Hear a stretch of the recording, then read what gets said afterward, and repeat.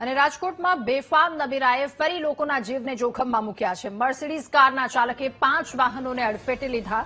નબીરાએ 3 bike અને 2 કારને ટક્કર મારી। કાર ચાલક નબીરો દારૂના નશામાં હોવાની આશંકા વ્યક્ત કરાઈ રહી છે, તો અકસ્માતમાં સદનસીબે કોઈ જાનહાનિના અહેવાલ સામે નથી આવ્યા। પોલીસે કાર ચાલકની અટકાયત કરી અને ત્યારબાદ પૂછપરછ શરૂ કરી છે।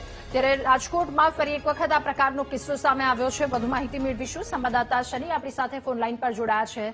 શનિ, પોલીસ પેટ્રોલિંગની સામે સવાલ ઉઠ્યા છે। ફરી એક વખત રસ્તે રખડતા યમદૂત સામે આવ્યા છે, શું વધુ વિગતો?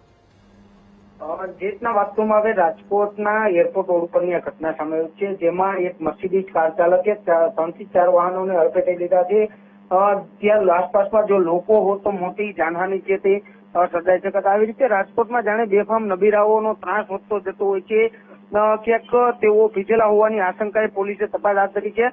આ સમગ્ર બાબતની તપાસ છે તે પોલીસ કરી રહી છે। તે નશામાં હતા કે કેમ તેને લઈને પણ તેઓ મેડિકલ ચેકઅપ માટે ટીમ મોકલી છે। હાલ તો 3 થી 4 વારનો ઓવર સ્પીડના કારણે પણ અડફેટમાં લીધા હોવાનું અત્યારે સામે આવી રહ્યું છે। જી શનિ, આભાર આપનો વિગતો સાથે જોડાવા બદલ।